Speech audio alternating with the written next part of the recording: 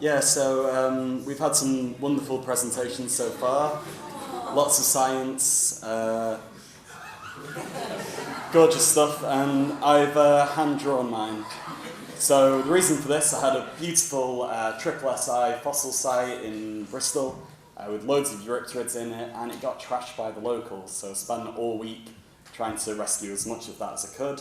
So I didn't really have time to do this, so I drew this whole talk in 15 minutes from memory, and yeah, here we go. So it's about Acutiramus, which is a pterygoted eurypterid from the Silurian period, mostly in New York. So if we just round up the height a bit, like in Tinder, then yeah, they're absolutely huge. Huge bodies, they've got huge eyes, they've got huge chelicerae, they are huge badasses. And so that's been the palaeoecological interpretation. They could basically do what they want. They were the top predators, basically. But then a few subsequent studies have brought that into question and have suggested that perhaps they were detritivores, they were scavengers, or even herbivores. Why is this automatically going? Anyway, who knows? So one of the reasons that people have been saying this is because of the visual ecology. So one of the species is Acutiramus, which says it's got giant eyes, and in those eyes we can see that individual lenses are preserved, and all of these are of a similar size, they're pretty uniform, and from that we're able to determine the 3D shape of the eye using some clever trigonometry. So if we take a bunch of lenses, you can see the one on the left at the top of the eye is uniform, whereas the one on the right has been narrowed in that particular dimension. And the reason for that is because we're looking at a 3D structure that's been squished down into 2D. And so if we take the two different dimensions, the one from what the eye actually is, and then compare it to the one that has been squished to, we can then do some trigonometry to work out what angle that lens must have been on at the eye before it was squished.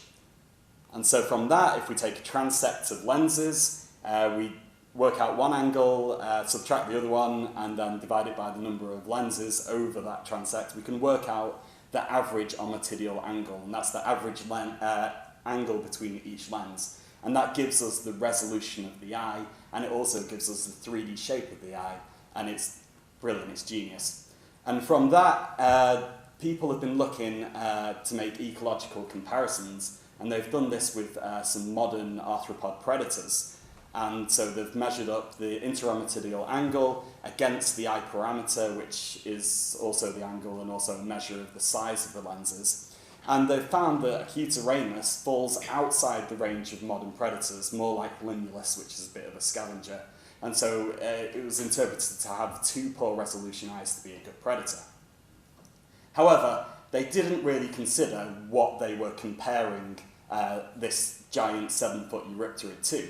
And so the modern predators that they compared it to were things like dragonflies, there were things like praying mantises. And these all have incredibly, vastly different ecologies. They're chasing really, really small prey that's flying around everywhere super quick.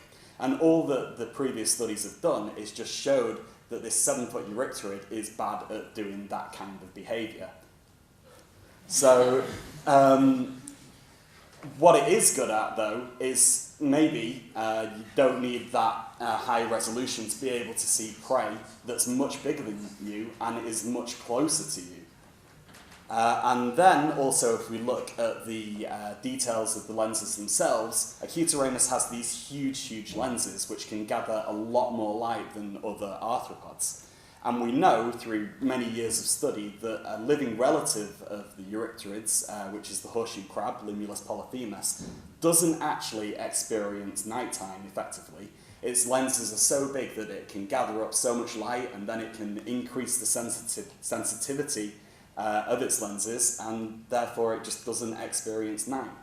And so, if we can apply that to Acutiramus, an alternative paleoecological interpretation is that it was a nighttime predator of much larger prey, and that's more in fitting with its morphology and its size. And in future, seeing as we're able to reconstruct the 3D shape of the eyes I'd like to be able to do some studies that determine the 3D visual field and then also compare that to the length of the claws to see if there's a correlation between the two and a clear kill zone in front of the eurypterid. And I think that's about 4 minutes. There we go. Any questions?